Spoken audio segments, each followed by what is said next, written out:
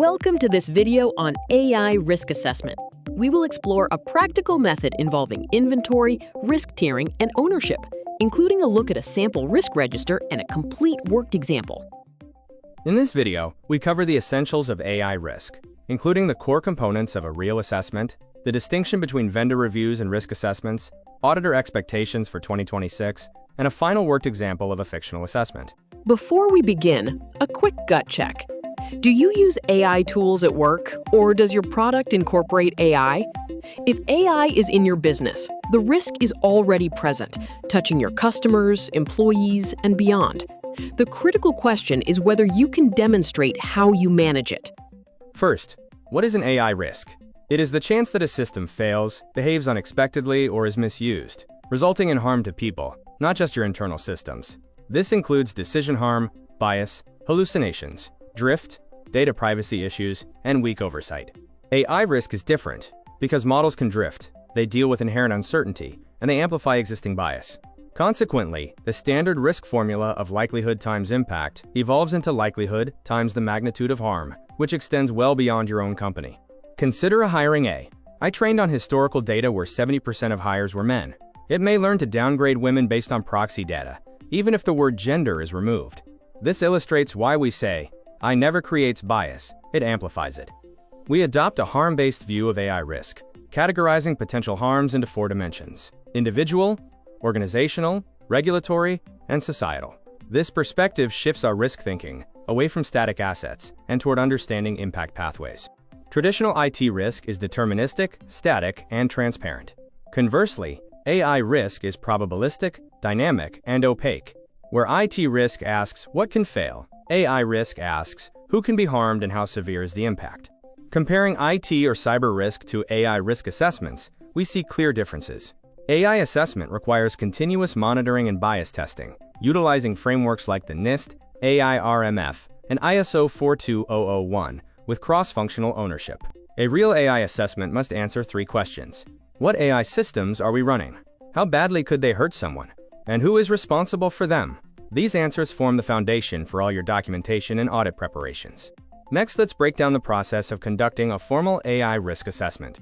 This flow is a repeatable 8-step process, aligned with the NIST AI-RMF, covering everything from defining your system boundary and classifying risk, to prioritizing scenarios and implementing ongoing monitoring. Step 1 is defining the AI system boundary. You must clearly identify what is being assessed, its purpose, and its stakeholders. This creates your AI system profile and prevents you from missing critical, unknown risks. Step 2 involves AI risk classification. By determining the inherent risk level based on intended use and impact, you focus your efforts where they matter most, drive regulatory compliance, and enable consistent, risk-based decision-making. Step 3 is to identify potential risk scenarios. We look for failures, weaknesses, or misuse cases that could result in harm. This process helps us uncover technical, operational, and ethical risks, forming the essential foundation for our impact analysis. Step 4 is performing an impact analysis. Here, we evaluate the severity of harm for each scenario. This allows us to prioritize treatment efforts, ensuring we address the most serious risks to individuals, society, and the business. Step 5 is to score and prioritize your risks. By evaluating severity, likelihood, and detectability, we determine which systems require immediate attention, ensuring that our high-impact risks are addressed first. Step 6 involves defining mitigation controls. We implement technical and operational governance to reduce risk likelihood and impact. This process improves the resilience of our AI and ensures residual risks are brought to an acceptable level. Step 7 is to document, assign, and track. We formally designate risk owners and track remediation progress. This ensures accountability and maintains audit readiness, which is crucial for effective oversight. Step 8 completes the cycle with ongoing monitoring and review.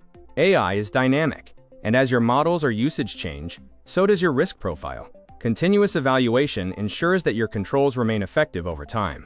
Now let's simplify the assessment process into 3 parts. We will look at inventory, risk tiering, and ownership. Part 1.